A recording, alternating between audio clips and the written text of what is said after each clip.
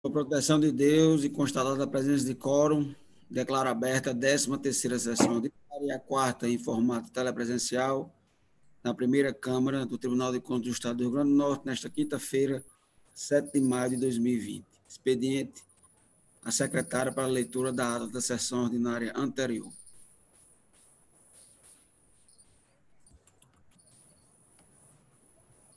Luciana, libera o som, por favor.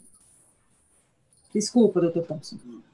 Ata da 12ª sessão ordinária, realizada em 30 de abril de 2020, quinta-feira, às 9 horas, terceira em formato telepresencial, transmitida pelo YouTube através do canal TCRN Sessões ao Vivo, presidida pelo excelentíssimo senhor conselheiro Carlos Thompson Costa Fernandes. Presentes os excelentíssimos senhores conselheiros Antônio Ed Souza Santana, em substituição legal, e a conselheira substituta Ana Paula de Oliveira Gomes. O representante do Ministério Público junto ao Tribunal de Contas, procurador Luciano Silva Costa Ramos. Registradas as presenças das secretarias das sessões, diretoria de informática e assessores de gabinete. Expediente. Iniciados os trabalhos da sessão, foi lida a ata da 11ª sessão ordinária de 2020, que, colocada em votação, foi aprovada à unanimidade. Ordem administrativa. A excelentíssima senhora conselheira substituta Ana Paula de Oliveira Gomes solicitou a exclusão de pauta dos processos números 9.083/2018 e 6.155/2014, e a inclusão em pauta do processo número 2.881/2018, terceiro. O excelentíssimo senhor conselheiro substituto Antônio Ed Souza Santana retirou de pauta o processo número 6.431/2015, terceiro. O excelentíssimo senhor conselheiro presidente em exercício, Carlos Thompson Costa Fernandes, convocou o conselheiro substituto, Antônio Ed Souza Santana, para substituir o conselheiro Paulo Roberto Chaves Alves, conforme portaria número 107/2020, Gabinete da Presidência TCE, no período de 21 de abril de 2020 a 20 de maio de 2020. Ainda com a palavra, informou a substituição do conselheiro substituto Marco Antônio de Moraes Rego Montenegro pela conselheira substituta Ana Paula de Oliveira Gomes, conforme portaria número 109/2020, Gabinete da Presidência do TCE, no período de 21 de abril de 2020 a 16 de junho de 2020. No processo número 2881/2018, de relatoria da excelentíssima senhora conselheira substituta Ana Paula de Oliveira Gomes, o excelentíssimo senhor conselheiro substituto Antônio Ed Souza Santana indagou se não seria o caso de arquivar o processo sem necessidade de aprovação ou aplicação de sanção. A relatora justificou seu posicionamento pela regularidade da matéria e foi acompanhada pelos demais pares, ficando o julgamento à unanimidade, na íntegra em vídeo anexo. A sessão foi encerrada às 9 horas e 35 minutos. É só, senhor presidente. Em discussão a ata, não havendo nenhuma proposição de emenda ou alteração, considero-a aprovada. Senhor presidente, eu tenho uma observação em relação à ata.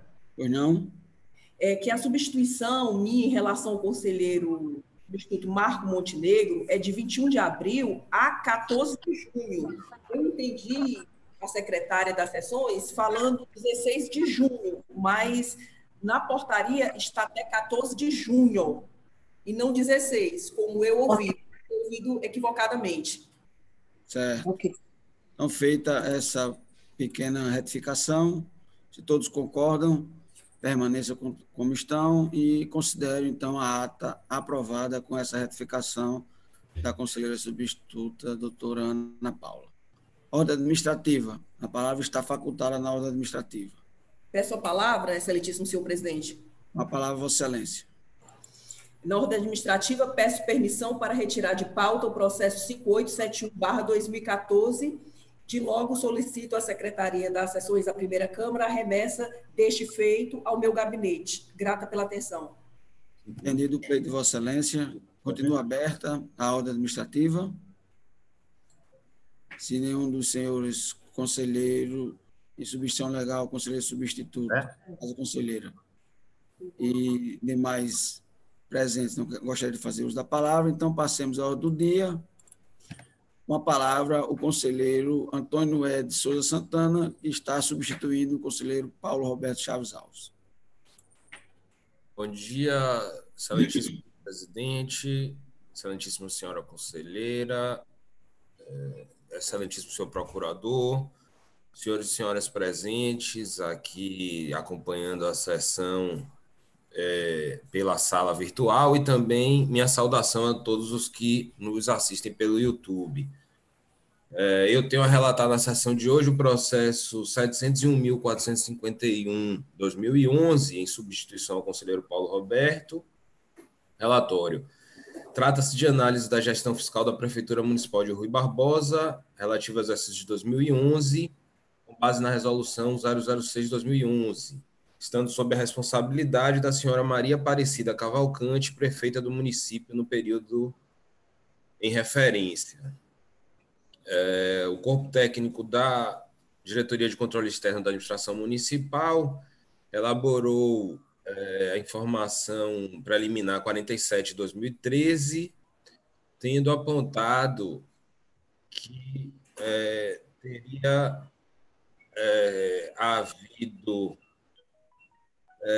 não teria havido atraso na apresentação das prestações de contas, entretanto, apontou a ausência de remessa dos comprovantes de publicação dos relatórios resumidos da execução orçamentária dos 6 bimestres e também a não remessa dos comprovantes de publicação dos relatórios de gestão fiscal do primeiro e segundo semestres, ambos do exercício de 2011, a que se refere a análise.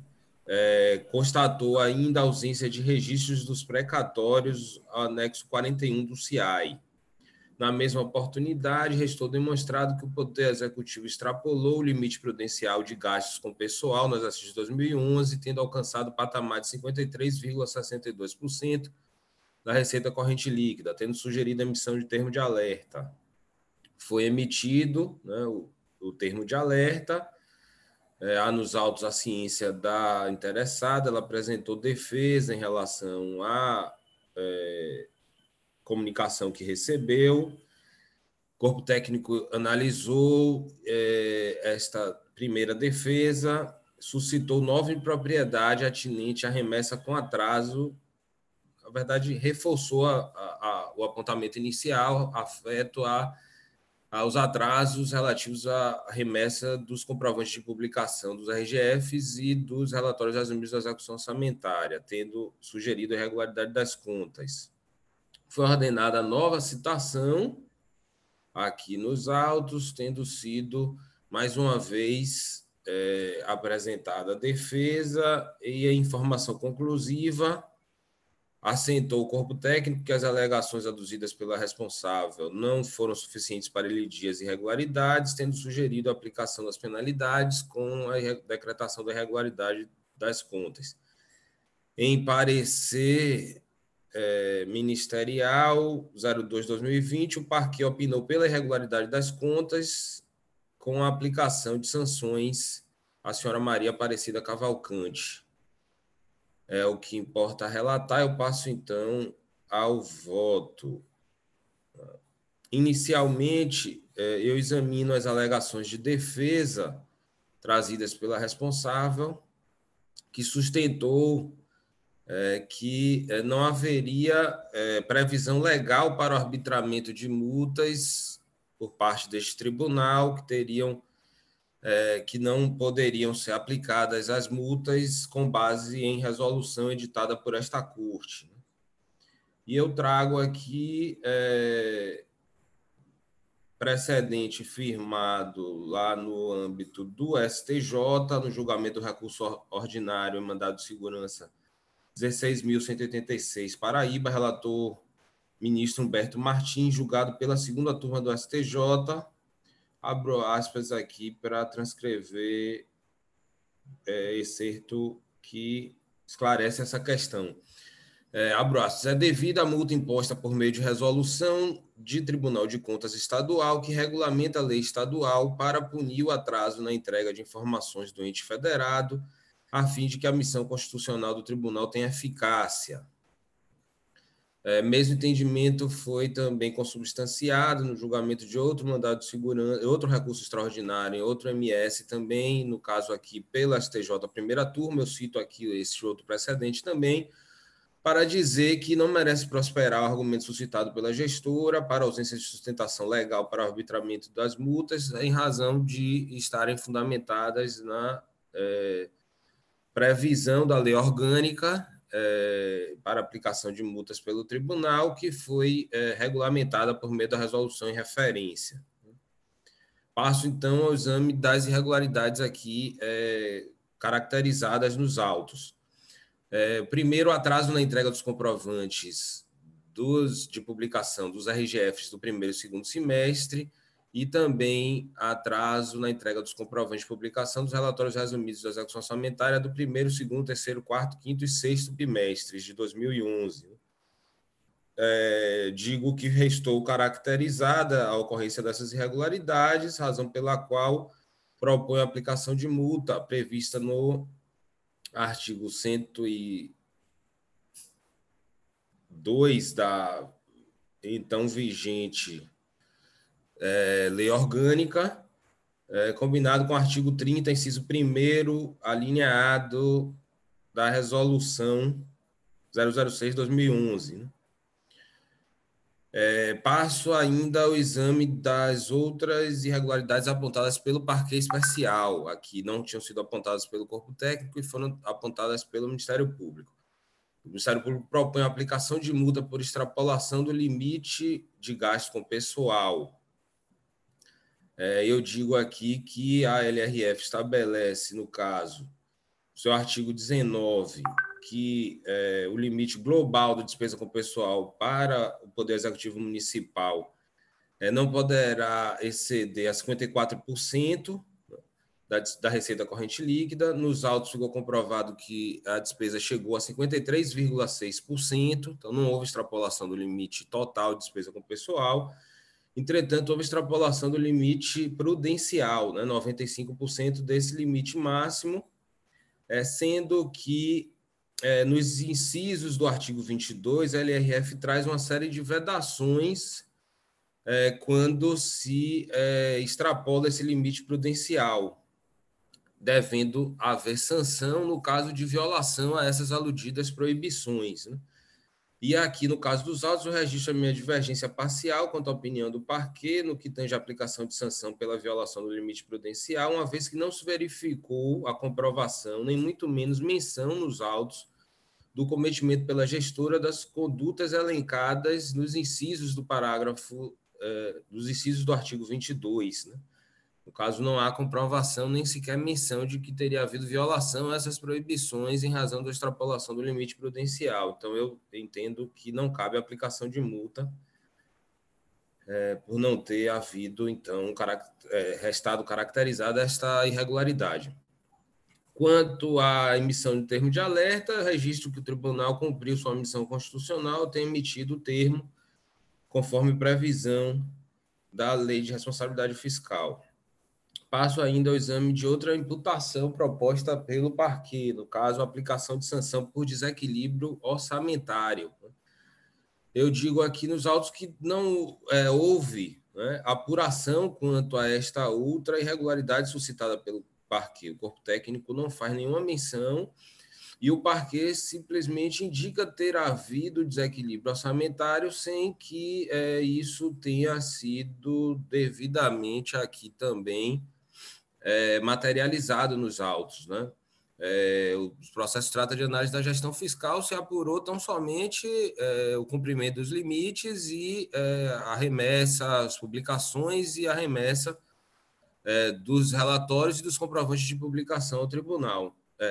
Tanto que esta irregularidade sequer foi considerada quando foi ordenada a citação. Né? A responsável sequer teve condições de se manifestar sobre esta questão, afeta a suposta ocorrência de desequilíbrio orçamentário.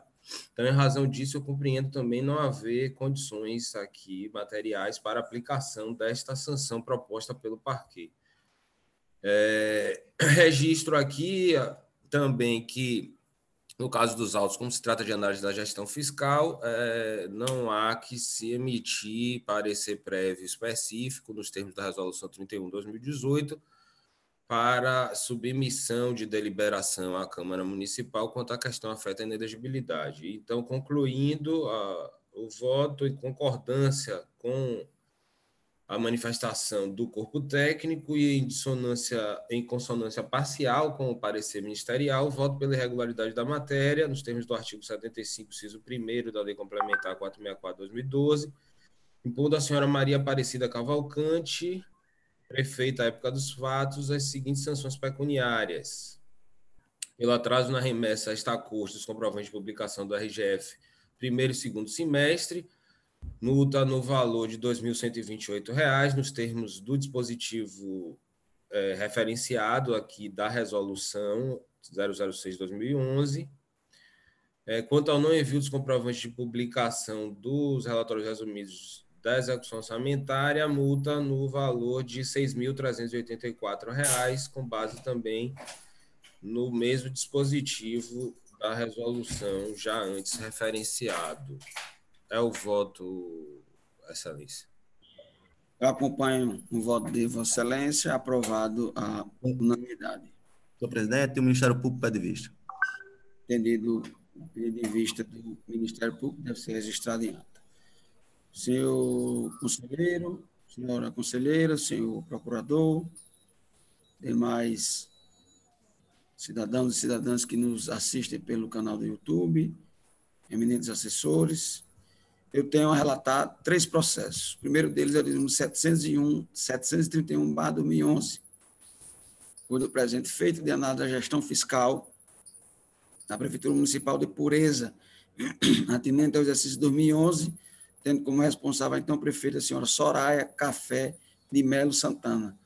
O corpo técnico, em sede de informação, constatou a necessidade de expedição de termo de alerta, que foi deferido pelo relator à época. Contido na informação 44/2013, constatou a publicação tão somente do réu do 5º bimestre e não preenchimento do anexo 41 precatórios do CIAI. Devidamente citada, a gestora apresentou suas razões de defesa e acostou aos autos uma série de documentos que comprovaria a correta publicação de todos os réus e AGFs. Retornando os autos à unidade instrutiva para análise da defesa, esta considerou sanada a irregularidade concernente ao preenchimento do anexo 41 do CIAI. Quanto aos réus e EGFs, por sua vez, entendeu que a publicação de todos fora realizada de forma inadequada, pois feita de maneira simplificada, inclusive aqui a do réu do 5º bimestre. Seguindo os autos ao parque especial, ele já opinou pela irregularidade da matéria, aplicação de multas, pela publicação simplificada dos relatórios e pelo ente ter efetuado despesas acima do limite prudencial. O relatório passa ao voto. Inicialmente, eu aprecio no item 1 do voto a competência do tribunal para julgar a matéria. Nós estamos diante de situação apenas de gestão fiscal, que não há atuação do gestor enquanto ordenador de despesa, que dispensa, inclusive, a emissão de parecer prévio. No item 2 do voto, eu analiso, a acusação de que houve a publicação da versão simplificada dos RGFs dos primeiro e segundo semestres dos réus do primeiro ao 6º bimestre do exercício de 2011. Essa acusação foi lançada pelo corpo técnico e referendada pelo Ministério Público de Contas. Eu, aqui no voto, lanço a argumentação já bastante conhecida dos eminentes conselheiros, no sentido de, inclusive, revisitando o tema, considerar que a publicação de versões simplificadas não atendem à lei de responsabilidade fiscal, daí porque considero a existência de irregularidade. Eu faço toda essa argumentação, fundamentação, levando em conta, inclusive, os manuais existentes na Secretaria do Tesouro Nacional, tanto no que se refere ao réu, como também no que diz respeito ao RGF. E, ao final, concluo pela dever de imposição de multa de R$ 28.800, que corresponde a 30% dos vencimentos anuais do então chefe do Poder Executivo, em razão da ausência de divulgação integral dos RGFs do período, e de R$ 6.384 pela ausência de publicação integral dos réus do respectivo exercício. eu afasto também aqui a incidência da súmula número 29 desta Corte de Contas, porque entendo que ela versa apenas sobre situações que revelam atraso nas publicações e não a própria ausência dessas ditas publicações, legitimando, portanto, inclusive, o encaminhamento imediato das peças ao Ministério Público Estadual. O item 3 do voto, eu analiso a acusação de que as despesas que o pessoal ultrapassaram o limite prudencial e, conforme parecer do Ministério Público, deveria ser a então gestora penada com a sanção de multa. Digo aqui no voto, conforme narrado, o Parque Especial opinou pela irregularidade da matéria e aplicação de multa pelo ente ter efetuado despesas acima do limite prudencial. A informação 632 de 2011 foi identificado que a despesa com o pessoal atingiu no primeiro semestre de 2011, o correspondente a 51,05% da receita corrente líquida, desculpe, o limite prudencial de 48,60%, razão pela qual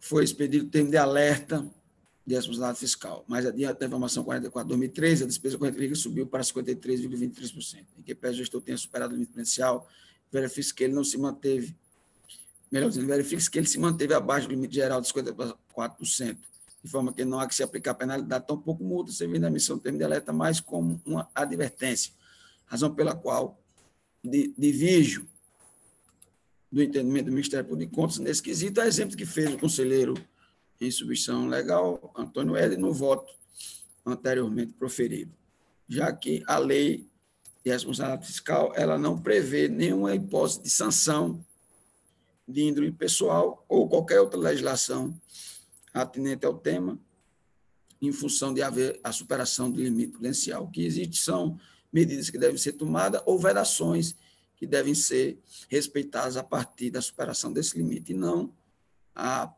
previsão de sanção a título de multa. A parte dispositiva, de canto exposto, com a informação do corpo instrutivo, discordando parcialmente do parecer do MP de Contas, que entendeu pela aplicação de multa em razão da realização de despesas acima do limite prudencial, voto. Item 1, de forma preliminar, pela declaração de ofício da competência do tribunal para julgar a matéria. Item 2, quanto ao método pela desaprovação das contas da Prefeitura Municipal de Pureza, atinente ao exercício de 2011, tendo como responsável a então prefeita, senhora Soraya Café de Melo Santana, impondo multa de R$ 28.800 e R$ 6.384, respectivamente, pelas irregularidades já mencionadas, e também voto pelo encaminhamento das principais peças de forma imediata ao Ministério Público Estadual para apuração dos fatos relacionados no que tange à sua competência. É como eu voto. Senhor presidente, o Ministério Público pede vista. Atendido o pleito do Ministério Público de Contas, vista ao Ministério Público de Contas. O segundo processo é do número 6355/2009. Cuida o presente feito da análise de prestação de contas da Prefeitura Municipal de Guamaré, atinente ao exercício de 2009, sob a responsabilidade dos gestores à época, senhores Auricélio Teixeira dos Santos e Mozaniel de Melo Rodrigues.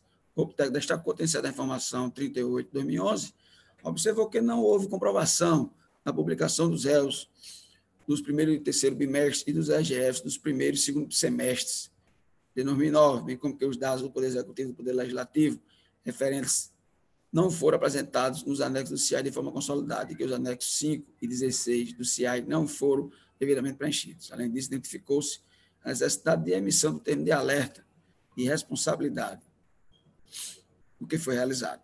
Citado para se defender, o senhor Auricélio Teixeira dos Santos, por intermédio de seus advogados, sem procuração nos autos, informou que sua gestão teve início em 27 de abril de 2009, em cumprimento de decisão do Tribunal Regional Eleitoral, de forma que a responsabilidade pela publicação do réu do primeiro bimestre, que seria do gestor até então, o senhor Mazaniel de Melo Rodrigues. Acrescentou que, quando de sua investidura, não houve a correta transmissão do cargo e não havia qualquer registro documental no sistema de contabilidade que impossibilitou a publicação da RGF do primeiro semestre. Devido a isso, a juízo de ação civil pública apurada em probidade de número tal, ação cautelar de exibição de documentos de número tal e ação de busca e apreensão de número tal. Quanto ao réu do terceiro bimestre, anexou cópia de sua publicação, aduzindo tê-lo entregue ao TCE em 28 de agosto de 2009. E, no que concerne ao RGE do segundo semestre, de ter publicado os dados contados pertinentes às despesas com o pessoal, orçamento fiscal e seguridade social do exercício de 2009. Retornando os autos a Dan, esta verificou de pronto não haver procuração dos advogados outorgando-lhes poderes. Ademais, é conhecido-se da responsabilidade do senhor Mozaniel de Melo Rodrigues a publicação do réu do primeiro bimestre, sugerindo sua citação. Ato contínuo entendeu pela correta publicação do réu do terceiro bimestre, a ausência de publicação e de remessa, comprovando a publicação do RGE do primeiro semestre por não ter o gestor apresentado provas de que cumpriu o artigo 28, parágrafo 2º da resolução 12 de 2007. Publicação com atraso de 116 dias do RGF do segundo semestre e a consequente mora na remessa do comprovando de publicação, falhas no preenchimento dos anexos 5 e 16 do CIAE e manutenção da não consolidação dos dados do Poder Executivo e Poder Legislativo referente ao sexto bimestre.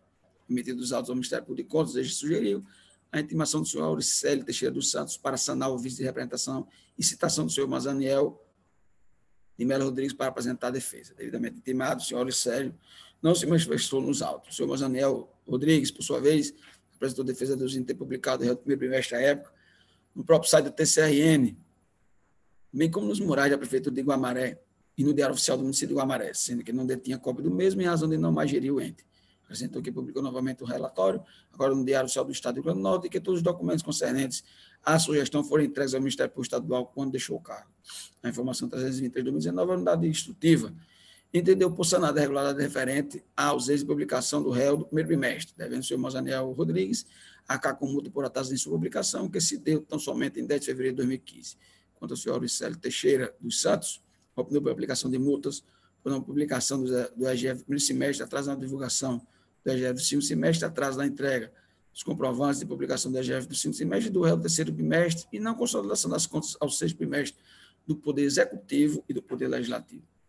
Retornando os autos ao Ministério Público de Contas, a gente optou pela aplicação de multas nos termos sugeridos pelo corpo técnico. Relatório, passo a votar. O item 1 do voto.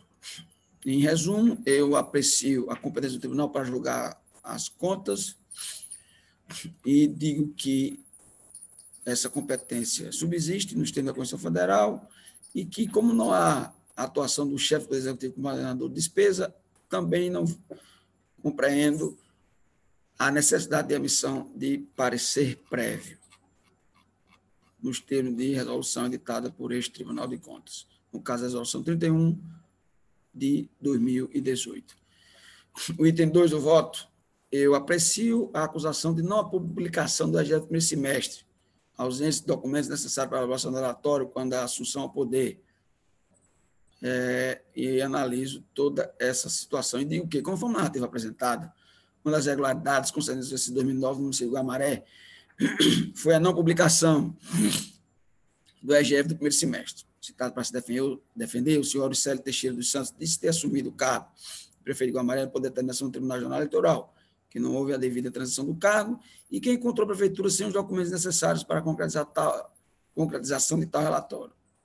Em razão disso, ajuizou a ação civil por administrativa de número tal, ação cautelar de exibição de documentos de número tal e ação de busca e apreensão de número tal em face do gestor anterior.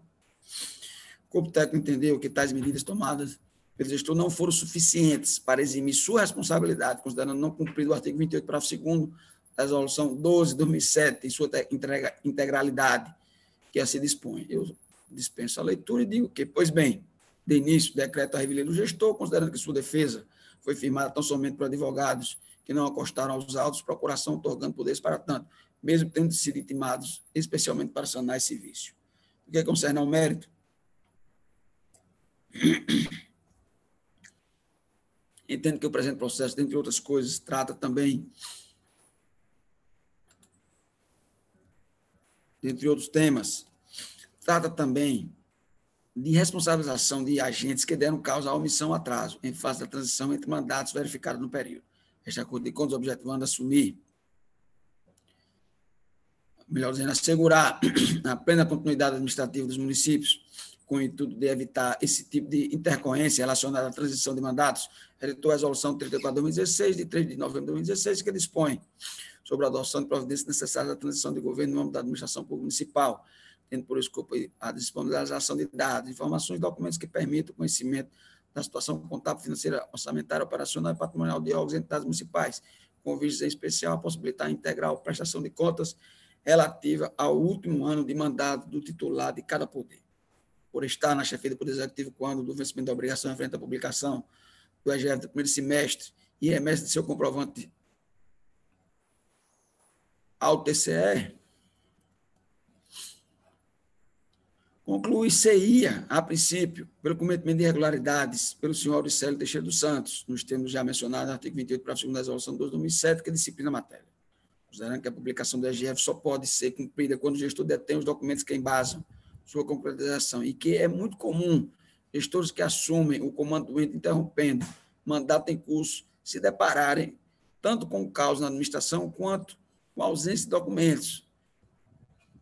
Entendo que o senhor Auricélio dos Santos, ao ajuizar as mencionadas demandas judiciais, buscou sanar sua omissão, comprovando a impossibilidade de regularização da sua atuação de inadimplência.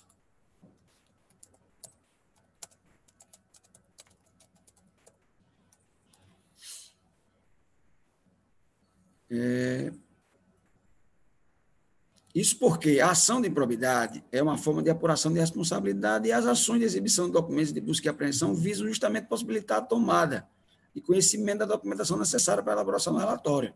Sendo assim, em que pese o gestor não ter cumprido na íntegra o previsto nos 3 incisos do parágrafo 2º do artigo 28, eu vou ler aqui só para a título de esclarecimento.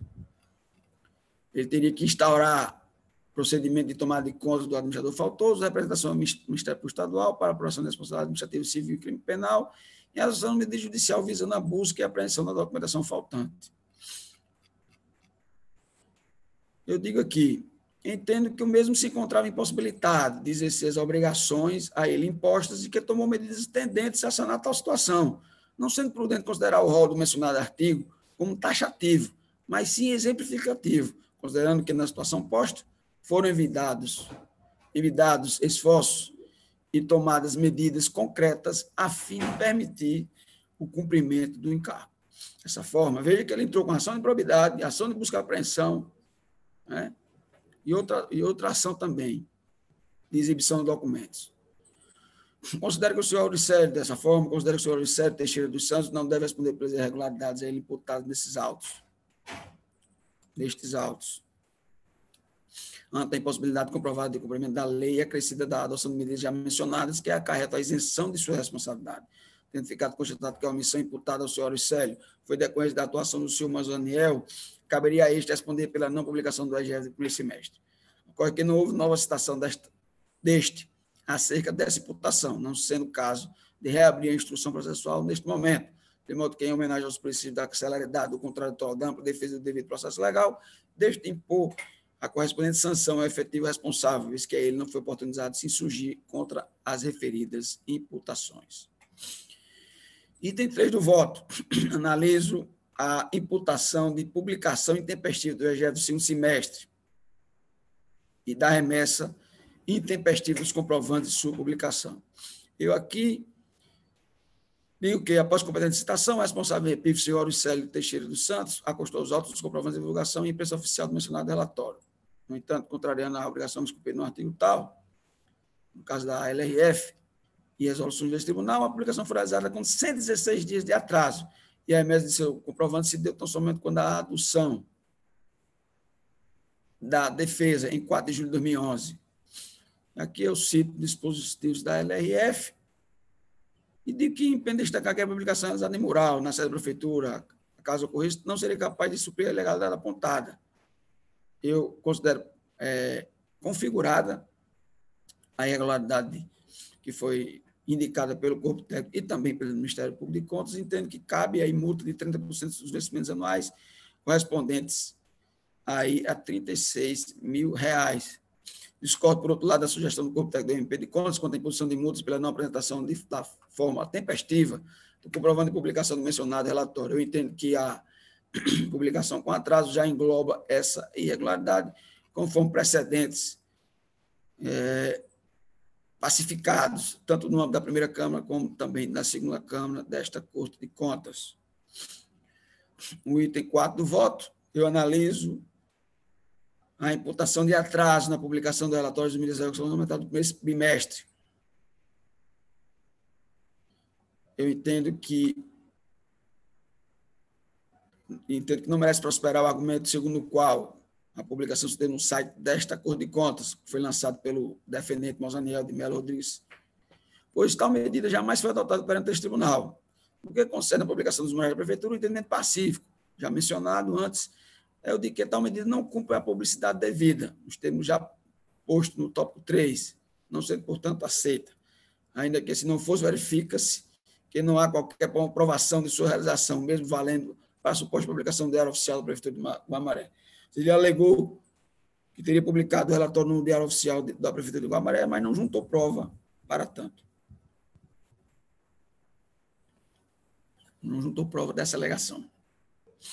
Aí, porque eu considero presente a irregularidade e aplico multa de R$ 1.064. Afasto, a exemplo do que fiz no tópico anterior, a acusação de irregularidade no que se refere ao atraso no envio do comprovante de publicação, diante que eu entendo, como tanto a primeira Câmara como a segunda Câmara também entendem, que essa irregularidade já está englobada pela imputação da multa pelo atraso.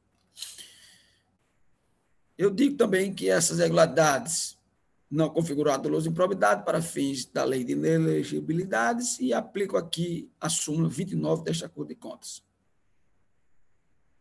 Item 5 do voto, eu aprecio a acusação de não consideração dos dados do Poder Executivo e do Poder Legislativo.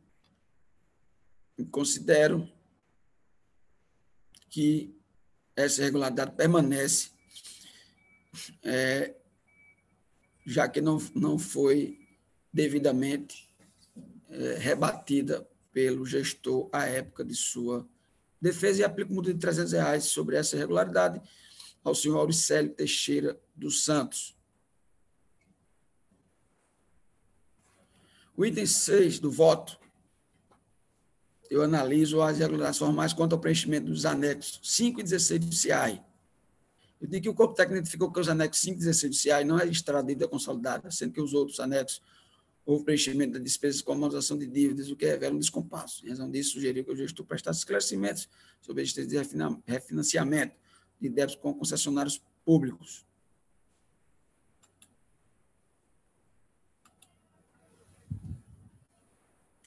Como o INSS e com a Caixa Econômica Federal, relativos ao FGTS, bem como informar se haviam precatórios posteriores a 5 de maio de 2020, inadimplidos, considerando que, em caso afirmativo, tais informações deveriam constar dos mencionados anexos.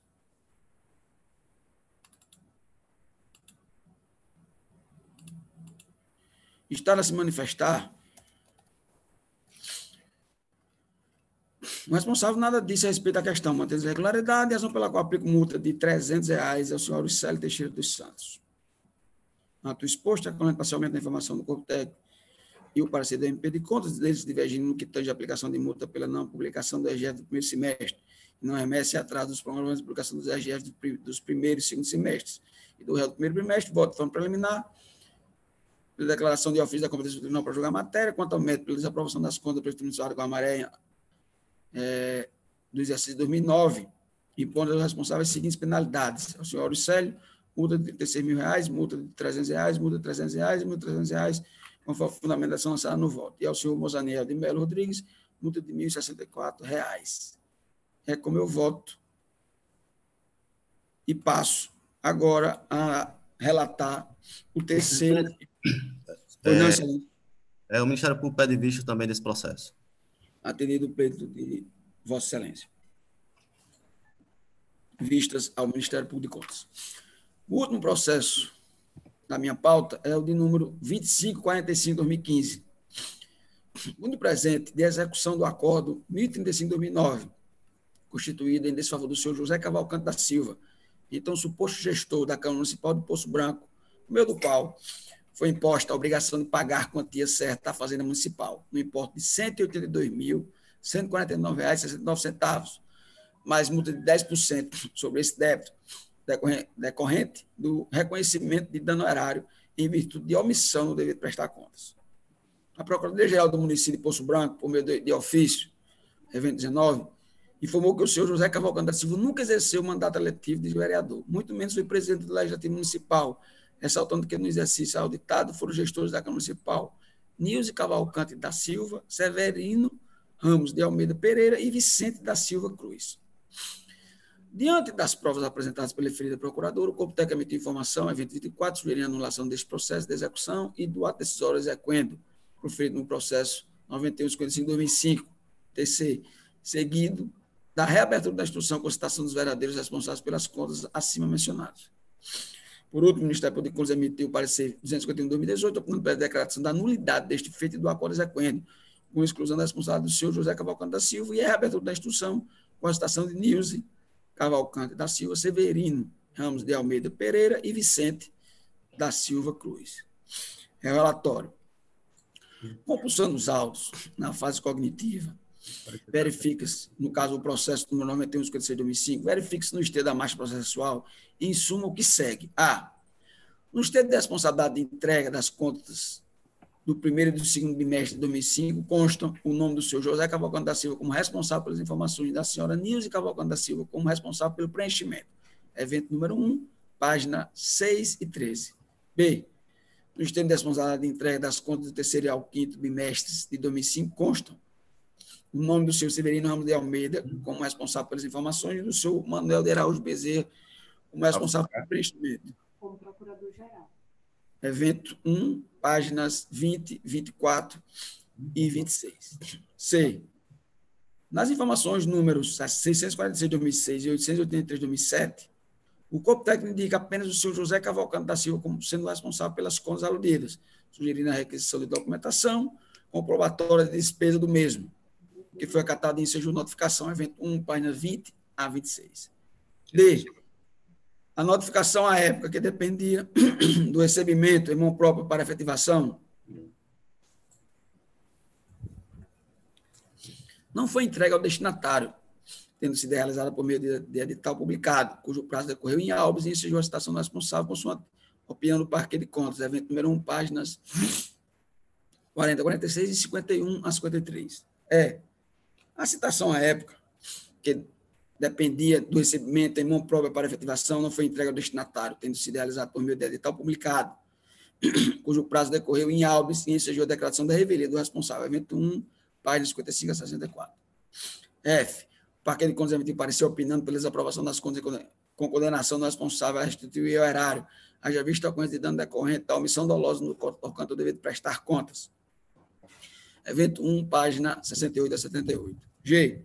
Seguindo o voto condutor proferido pelo então excelentíssimo senhor conselheiro relator Valério Mesquita, em consonância com o Parque de Contas, foi preferido o acordo 1035/2009, que condenou o senhor José Cavalcante da Silva a ressarcir o erário no importe de R$ 182.149,69 em virtude de despesas não comprovadas, com imputação de multa na ordem de 10% sobre o valor do débito. Evento número 1, página 80 a 84. H.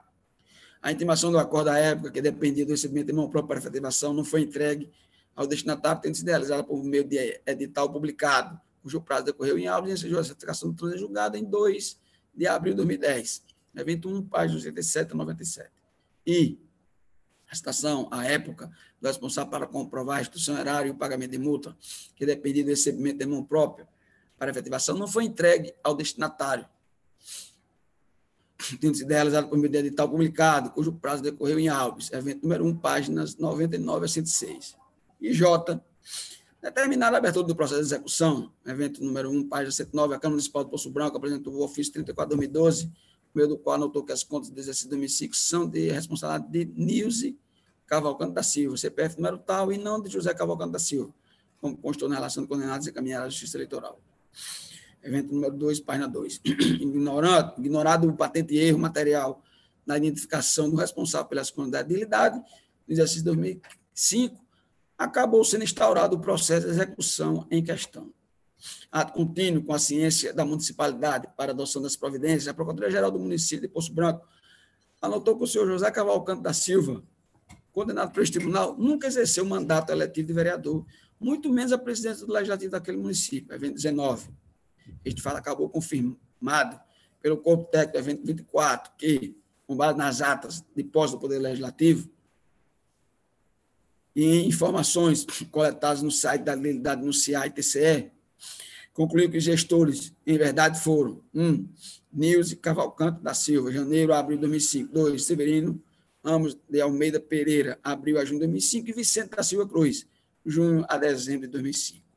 Pois bem, no caso, o condenado, ora executado, Silvio José Cavalcante da Silva, é pessoa inexistente, ou, ao menos, não esteve à frente do Legislativo Municipal no exercício de 2005, sendo, portanto, ilegítimo. Acredita-se que houve simples erro no preenchimento dos termos de responsabilidade da entrega das contas, pois, ao invés de Nilce Cavalcante da Silva como responsável pelas informações, constou José Cavalcante da Silva, o que resultou em inexatidão material nos atos de comunicação processual, notificação, citações e intimação, sendo todos eles nulos, invalidando, por conseguinte, o acórdão exequendo.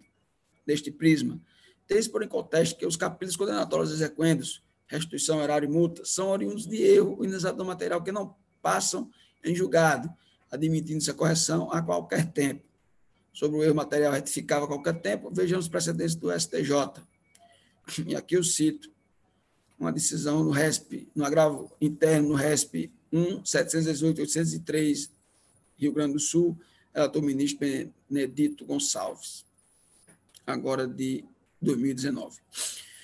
E digo que, com efeito, como eu estou comprometido o pressuposto de existência e validade do processo, ou seja, a citação dos legitimados, as obrigações exequentes deixam de existir, eu não gosto de certeza, porque torna o título em questão inexistente, a justificar o reconhecimento da nulidade da execução, nula executio sine título, matéria que pode ser pronunciada até mesmo de ofício na fase executiva, visto estar ligada à própria validade da execução. Artigo 166, inciso 3, e CPC, artigo 803, inciso 1. Decretar a nulidade da execução do acordo, o caminho seria reabrir a instrução, determinando a citação dos reais responsáveis, como sugerido pelo Corpo Técnico e pelo Ministério Público de Contas. Acontece que, infelizmente, essa providência não mais se revela processualmente viável, conforme veremos. Pois bem, é disso que o contraditório deve ser efetivo e equilibrado, ou seja, deve ser informado ao interessado que o processo foi iniciado, garantindo igualdade de tratamento, a fim de que possa resistir com, abro aspas, paridade de armas, fecho aspas. Aqui eu faço a citação de Cândido Rangel, Dinamarca. Anote-se que o princípio do contraditório conectado com o da ampla defesa, do devido processo legal, do process of law e da produção probatória lícita conduz à ideia de contraditório participativo, entre aspas, em que os interessados têm assegurados em prazo razoável direitos, oportunidades e possibilidades idênticas. Não é demais dizer que a Convenção Americana de Direitos Humanos, Pacto de São José da Costa Rica, de 1969, artigo 8º, que também deve ser observada no âmbito do processo de natureza administrativa, conforme o artigo 5º, parágrafo 2º da Constituição Federal de 88, assegura a toda pessoa o direito de ser ouvida, com as devidas garantias e dentro de um prazo razoável. Em caso, diante de erro cometido por este tribunal, até o presente momento, passados 14 anos do termo do exercício auditado, os reais responsáveis ainda não foram citados, ou seja, eles não foram ouvidos em prazo razoável, porque compromete a normatividade referida e o contraditório participativo. Esclarece por oportuno que o decurso do tempo, por si só, não torna, a princípio, as contas materialmente prejudicadas, ou seja, não impossibilita a devida e regular prestação pelo responsável. No entanto, há de se reconhecer no presente cenário processual abro aspas, exceção absoluta de má defesa, fecho aspas, ou até mesmo de impossível defesa processual, visto que não se pode imaginar a oferta de defesa eficiente por quem somente terá conhecimento deste processo dos fatos mais de uma década depois de sua formalização. Aqui eu subtraí essa expressão de uma decisão proferida em 9 de março de 2018, no ARESP, número 1.215.401, São Paulo, derrateiro do ministro Napoleão Nunes Maia, do STJ. Desta feita, entendo que a instauração da relação processual cognitiva pretendida pelo Corpo Técnico e pelo Parquet de Contas, a partir da reabertura da instrução para a promoção das citações das pessoas indicadas como reais responsáveis, revela-se inviável ante o prejuízo já evidenciado as garantias constitucionais de devido processo legal do contraditório e da ampla defesa. Diante disso, entendo que o processo de conhecimento número 9.156/2005 deve ser extinto, sem julgamento de mérito e arquivado, em virtude da ausência de pressupostos de construção e desenvolvimento válido e regular. Conclusão. Pelo exposto de consonância parcial, com a manifestação do corpo técnico parecer do Ministério Público de Contas, voto. A. Pela decretação da nulidade deste processo, execução do acordo 1035/2009, seguido de arquivamento. B. Requerimento do pedido de abertura da instrução para citação dos reais gestores à época. C. Extinção, sem julgamento do mérito e arquivamento do processo de conhecimento 91/56/2005, TC. E D. Exclusão do nome do senhor José Cavalcante da Silva dos cadastros deste tribunal, salvo na hipótese de existir outra razão para manutenção. A D é para que promova a notificação da Prefeitura Municipal de Poço Branco, para o seu prefeito, bem como da Câmara Municipal de Poço Branco, para o seu presidente, dando-lhes pleno conhecimento desta decisão, como voto. Senhor presidente, o Ministério Público pede vista dos autos. Atendido o pleito de Vossa Excelência, pedido de vistas ao Ministério Público de Contas. Eu não tenho mais nenhum processo a relatar e passo a palavra à eminente conselheira substituta, doutora Ana Paula de Oliveira Gomes. Muito bom dia a todos. Excelentíssimos senhores, tenho 2 processos a relatar. O primeiro ocorrerá em substituição ao conselheiro substituto Marco Montenegro. É o processo de número 2978/2018. Os autos se referem sobre análise das contas anuais de gestão relativamente à competência de 2015 da Câmara Municipal de Serra Caiada. Registra-se a informação científica emitida pela DAN, em que sugeriu a citação do responsável, senhor Jailson Mendonça da Silva. Efetivada a citação, o responsável apresentou tempestivamente, de acordo com a certidão da DAE, no evento 26, suas razões defensórias, registradas no evento 24. Após análise do corpo instrutivo, a DAN, no evento 32, sugeriu a citação do gestor atual da Câmara Municipal para também apresentar alegações defensórias. Ato contínuo, efetivada a citação do responsável da Câmara Municipal, este apresentou tempestivamente suas razões, de acordo com a certidão da DAE, incerta no evento 45. Em análise, a DAN, evento 51, emitiu informação conclusiva em que sugeriu a conversão do presente em processo de apuração de responsabilidade, bem como a aplicação de multa ao senhor Jailson Mendonça. Por fim, o Ministério Público de Contas, por meio do excelentíssimo senhor procurador Luciano Silva Costa Ramos, emitiu parecer, evento 59, opinando nos mesmos moldes declinados pelo corpo instrutivo. É o que importa relatar a motivação, inicialmente no que concerne a competência para presidir a relatoria processual, com fundamento de validade no artigo 27, caput da Lei Orgânica do TCRN, exala o juiz positivo para presidir a instrução, na verdade, para relatar o feito. Vencida a etapa da competência, passa ao exame meritório. No evento 4, verificou a DAN, no caso concreto, as informações relativas à gestão municipal deveriam ter sido apresentadas, porém foram omissas. Segundo a unidade instrutiva, aspas, da análise do CIAI, verifica-se a omissão quanto à prestação de contas anuais de gestão do senhor Jailson Mendonça da Silva, responsável pela Câmara Municipal de Serra Caiada, referente ao exercício de 2015, fecha aspas. Ao analisar a defesa acostada pelo senhor Jailson Mendonça da Silva, verifico que as informações foram prestadas em 25 de julho de 2018 e que o agente responsável pelo envio dos dados foi o senhor Francisco Vicente Júnior. Estada a se manifestar, a DAN prestou informação conclusiva, evento 51, não apontou qualquer achado auditorial comprometedor da rigidez do mérito das contas. Limitou-se a pugnar pela cominação de tutela sancionatória em virtude de seu envio intempestivo. Na casuística, os fatos geradores relativos à prestação de contas ocorreram na gestão do senhor Jailson Mendonça da Silva, porém, o dever de prestar contas já se encontrava sob a responsabilidade do senhor Francisco Vicente Júnior. No caso, é relevante registrar o posicionamento adotado por este tribunal quanto à responsabilização do gestor nos processos referentes à competência de 2015, tendo em vista a prorrogação prazal para entrega das contas anuais de gestão.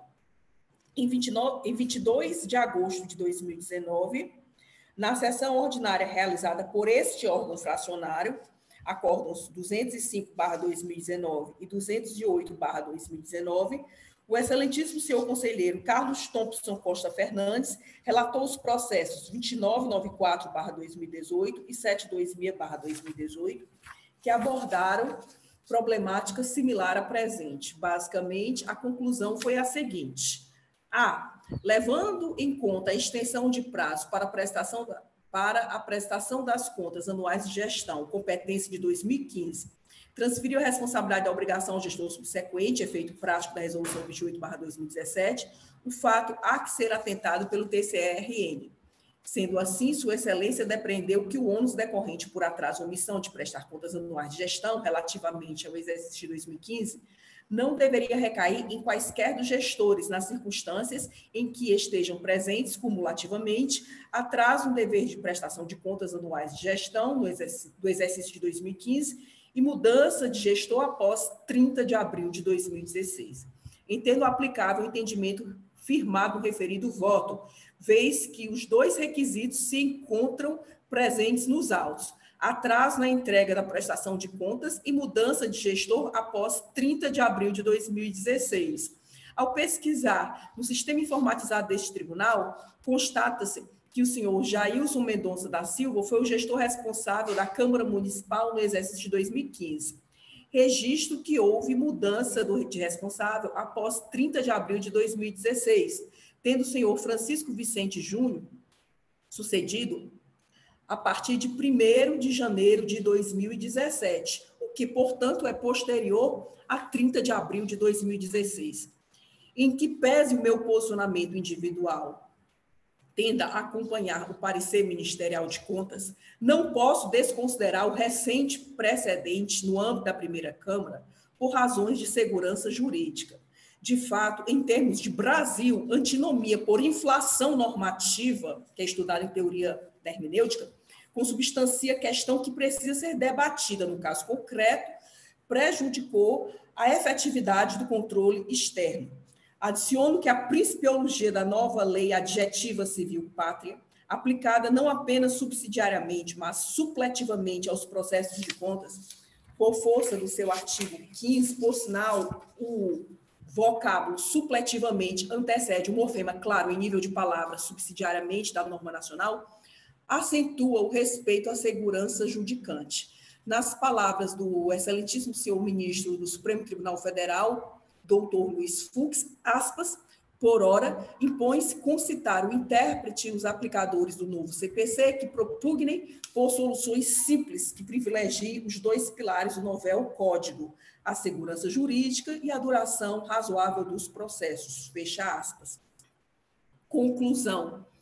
Com embasamento no artigo 73 da Lei Complementar, a Lei Complementar Orgânica vigente, propõe o voto pela regularidade da matéria, com base nos precedentes e certos acordos 205/2019 e 208/2019, propõe o mais ampla divulgação do que for decidido por este órgão fracionário.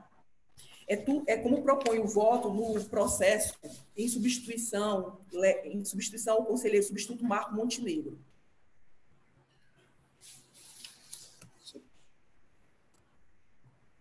Vossa Excelência está com o áudio desligado.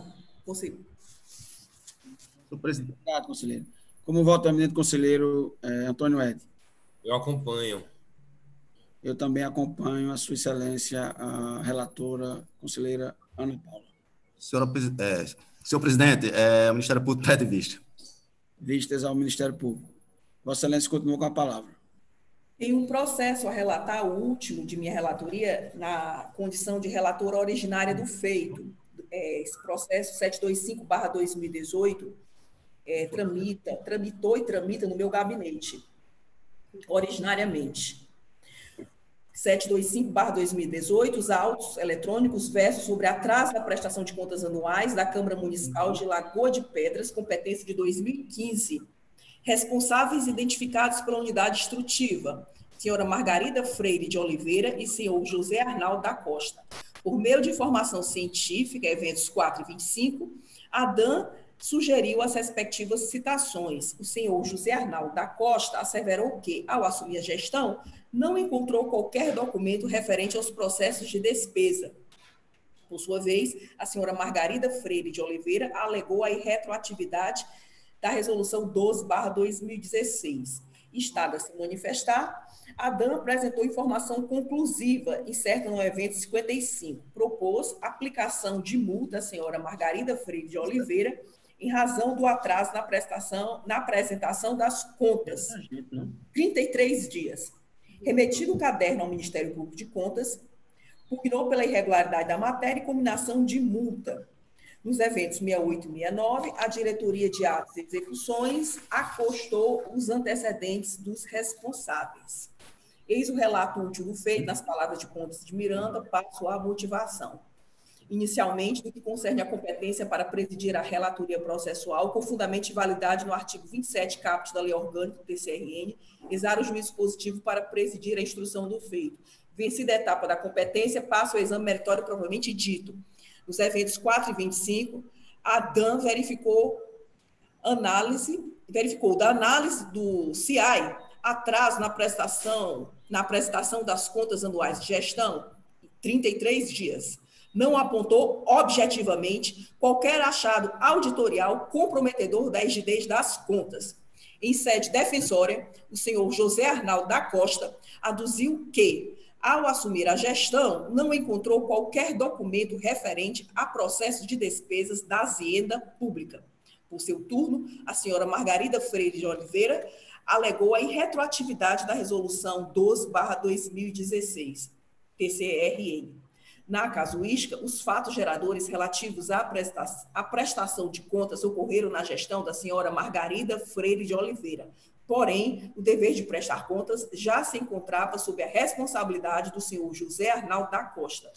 No entanto, importante mencionar o novo posicionamento adotado por este Tribunal de Contas quanto à responsabilização do gestor, notadamente nos processos referentes ao exercício de 2015, tendo em vista a prorrogação prazal para entrega das contas anuais de gestão. Em 22 de agosto de 2019, na sessão ordinária realizada por este órgão fracionário, acórdãos 205/2019 e 208/2019, o excelentíssimo senhor conselheiro Carlos Thompson Costa Fernandes relatou os processos 2994/2018 e 726/2018. Abordaram problemática similar à presente, em que eu já detalhei na relatoria passada a síntese da problemática. Entendo aplicável, nesse caso também, o entendimento compreendo aplicável o entendimento firmado no referido voto, vez que os dois requisitos se encontram presentes nos autos: atraso na entrega da prestação de contas e mudança de gestor após 30 de abril de 2016. De fato, em termos de Brasil, antinomia por inflação normativa consubstancia questão que precisa ser enfrentada, no caso concreto, prejudicou a efetividade do controle externo. Conclusão. Com embasamento no artigo 73 da Lei Complementar Orgânica vigente, proponho o voto pela regularidade da matéria com base nos precedentes incertos nos acórdãos 205/2019, 208/2019 e no processo que eu acabei de relatar, 2978/2018. Proponho ampla divulgação do que for decidido por este órgão fracionário, como proponho o voto no processo 725/2018. Como vota o eminente conselheiro em substituição Antônio Ed? Voto com a relatora. Eu também acompanho a relatora. Vossa Excelência ainda tem algo a relatar? Presidente, em relação a esse processo, licença, em relação a esse processo, o Ministério Público também pede vista. Vistas ao Ministério Público. Conselheira Ana Paula, ainda tem algo a relatar? Nada mais a relatar, grata pela atenção. Então, senhores, eu também nada mais havendo a tratar. Declaro encerrada a 13ª sessão ordinária, quarta em formato telepresencial da primeira Câmara do Tribunal de Contas do Estado do Rio Grande do Norte, convocando uma outra para quinta-feira, dia 14 de maio de 2020, no horário regimental. Um bom dia a todos. Bom dia a todos e um abraço forte. Até mais. Tchau, tchau.